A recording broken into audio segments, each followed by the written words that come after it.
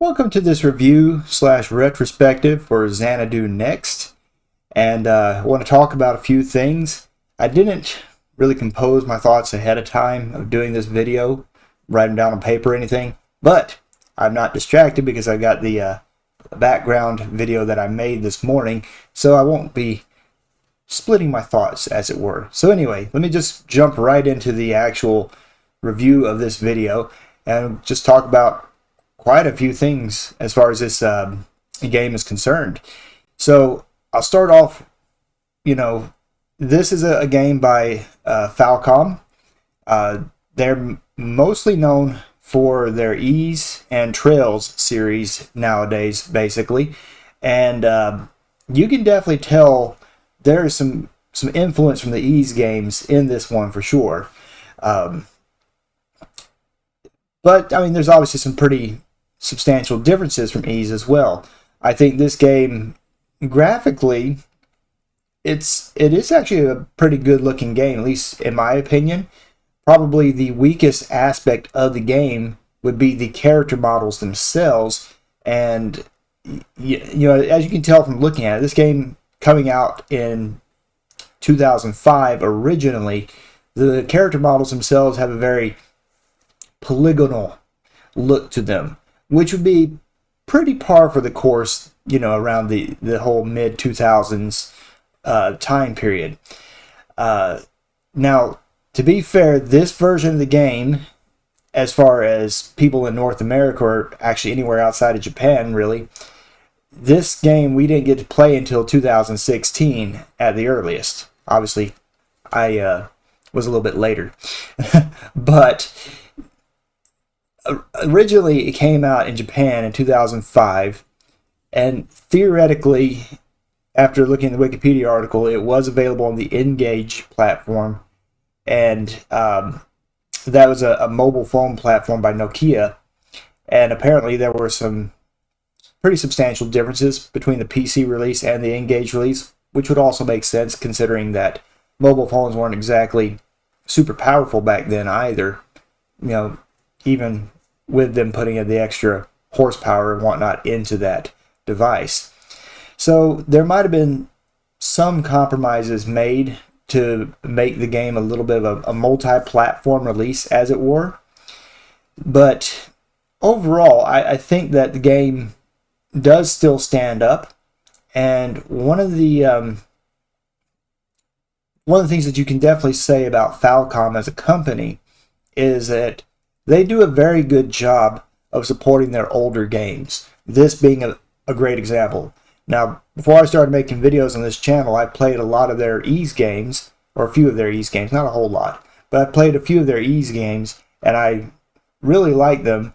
And it's just the fact that even though those games are old, they as a company continue to support them and come back and do, re-releases and continue to update, even free of charge if you already had an old release.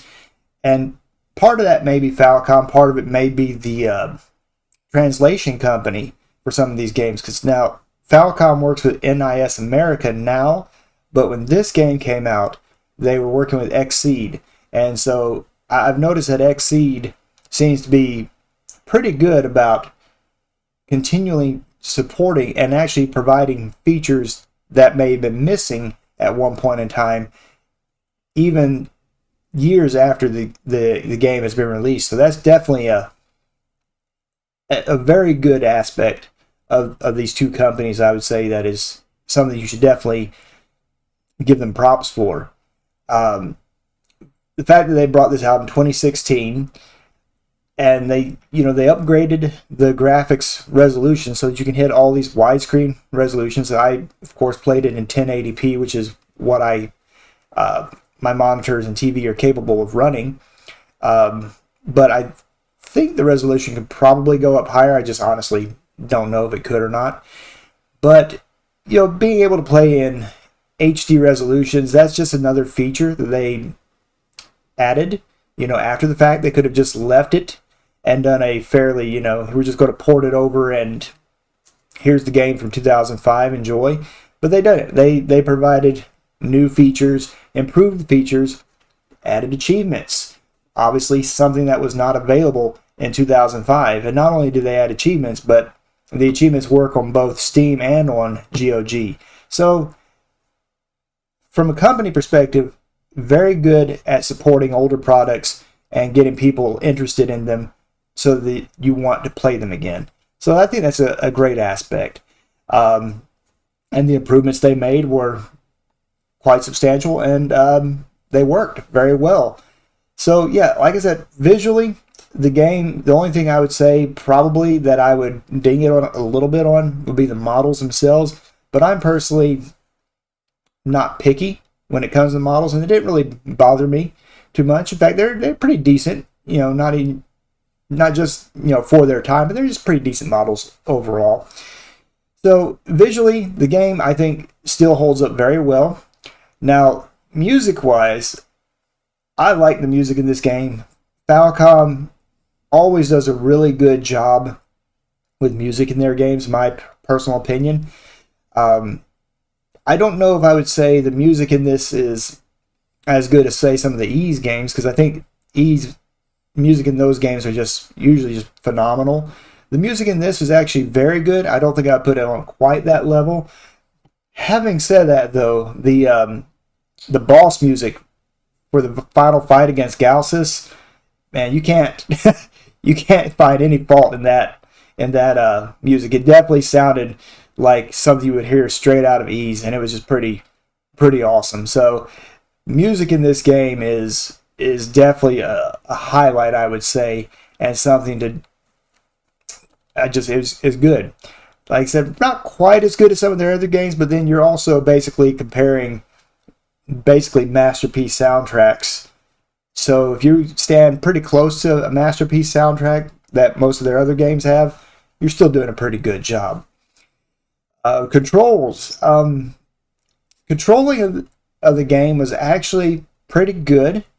It was, to a certain aspect, you could tell that this release is definitely more of the original PC release, so there's a lot of stuff that worked better with a mouse. Inventory management being the biggest example of this for sure. So swapping from control to mouse would sometimes kind of slow things down a little bit, but for the most part it wasn't too terribly bad unless you're in a kind of a hectic fight and all of a sudden you're trying to open up your inventory and access stuff. Then it becomes a bit of a pain. But other than that, I'd say using a controller to play this game, it controlled very fluidly. It was a very interesting method that basically you had to get within a certain range of the enemies before you could attack them. You couldn't just swing whenever you want. I mean, kind of makes sense to a certain aspect, but it's definitely unique. I'm not saying it's bad by any stretch of the imagination. It's just a unique take on the normal formula, if you will. Now, personally, I probably could have done a much better job of accessing my spells and all the different abilities, and I was just more of a, as you can see from the video, run in there and beat them to death. I mean, it still works for the most part, but, there's obviously more than one way of playing the game, to be sure. This is just the play style that I personally went with, but I think it does accommodate people who want to be more of a casterish type character to a certain extent, especially if you use the blue potions to restore your spell power. So that could be something useful for people who like to do more of like the magic user type play style.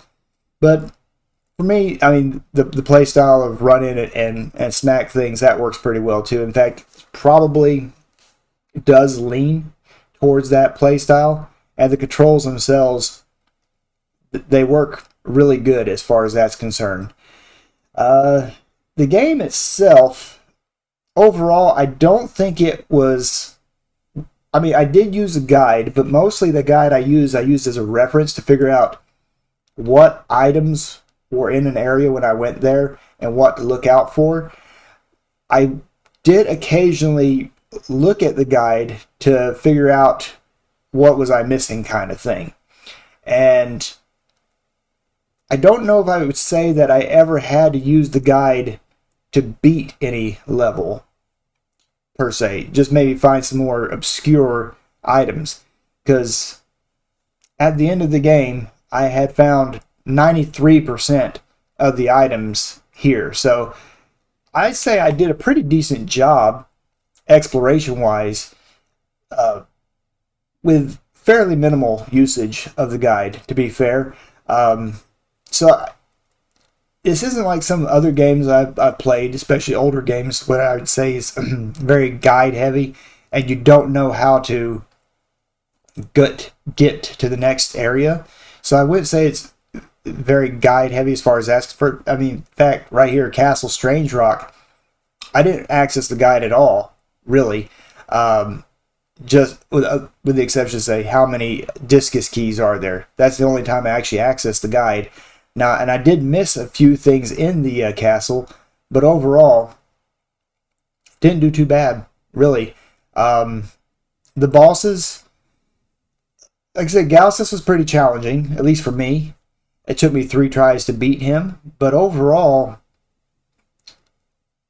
the game itself wasn't so tough that I guess you would say it was frustratingly tough. It was never to that point where it's frustrating to play through the game.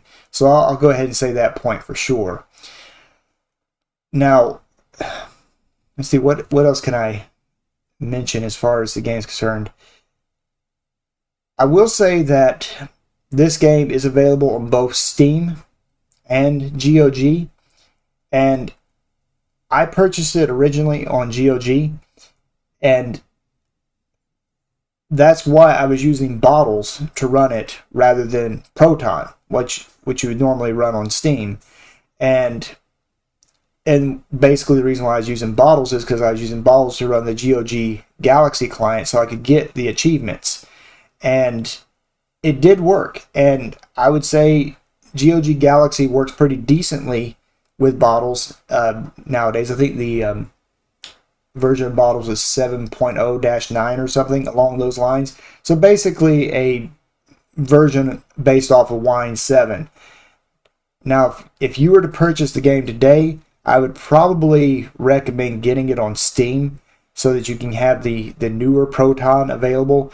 And honestly, the Steam client just works better because it's a native client to Linux, and you're not basically forcing the client itself to run via a compatibility layer like I was.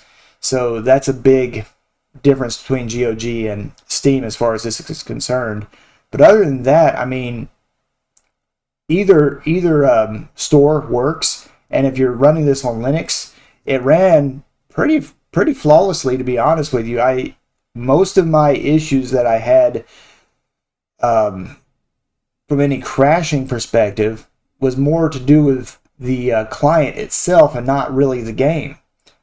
There was one pretty funny glitch towards the very end where one of the characters just kind of was spinning around and glitching out, but it didn't really stop the game or anything. And so from a stability perspective, the game's very stable, even on Linux, and it runs really well. So yeah, depending on if you run this on Linux or Windows, I think it should work perfectly fine for whichever platform you prefer to run it on. I just think that if you're on Linux, it'd probably be a better idea to go with Steam rather than GOG, because the client can be a little persnickety, for lack of a better word. Now, and one thing I would say about the achievements are kind of counterintuitive to a certain extent, because some of the achievements, they want you to get like every weapon in the game, every skill in the game, every spell in the game, level up the Guardians fully, but then there's also an achievement for getting a high rank, and part of getting a high rank is running through the game quickly, and also taking very little damage. So it kind of encourages two playthroughs, as it were, for those achievements, because if you're taking your time like I did, because I forget how many hours it said I had in the game. It was a pretty high amount. Let's put it that way. Almost 20 hours. And I know for a fact my actual self-timing was over 20 hours, but I think it said I maybe took like 19 hours or something total. But even still, it's it encourages you to kind of speedrun the game so that you can get all the achievements. So you're going to kind of have to play it twice to do that. And maybe just being good at the game, if you know everything, you could do that pretty easily. I'm not entirely sure if I could say this game is one of those that I'm going to be encouraged to try to max out. I don't know. Maybe. I've got about a little over half of the achievements actually at this point, and I can definitely get a few more fairly easily, I think. But at this point, I'm not sure if I would be in a rush anytime soon to try and get that, full, you've got every achievement in the game. I don't know. It's a good game, and I will say from a storyline perspective, I don't want to say the story is bare bones, because it's not bare bones. I mean, obviously I've played a lot of shooters and whatnot back in the day, so I know what a bare bones story truly is. It's definitely not bare bones, but I wouldn't say it's as deep a story as some of their other games, at least if you're comparing it to, say, the Ease games. So it's definitely not as deep as those. Having said that, though, the in-game sequence is definitely one of those things that they tug at your heartstrings for sure, and it's definitely a good story. Not the best. I think it's kind of like everything came together there, basically close to the end of the game. Really, everything, all the loose ends got tied up, and everything got explained at the end of the game. Up until that point, you got a little bits and pieces here and there, but the game itself didn't have a huge story per se early on. But like I said, at the end of the game, everything pretty much leveled out and came to a head, and it was a good ending. A sad ending, to be sure. To a certain extent, I felt like it was definitely a bit sad, but it was definitely a good ending, and I think a good story, and definitely worth a playthrough if you enjoy these types of games. I think I might have seen some comments online where they said this is like Falcom's version of Diablo, and I'm not really sure if I would agree with it along those lines per se, but I mean, I guess you could kind of see there's some aspects, but I mean, they were doing stuff like this way back in the day prior to this anyway, so it's not entirely a fair statement to say it's their version of Diablo, but it is a good game. I enjoyed it. I think it holds up well, and it's one of those games that you could probably get through relatively quickly. I would say, probably a good 20 hours or so for your first playthrough. If you're better than I am, probably even less than that. So definitely not a huge time sink, even though I hated that stuff right there when I got leveled down by these dang liches. It's not a huge time sink, but it's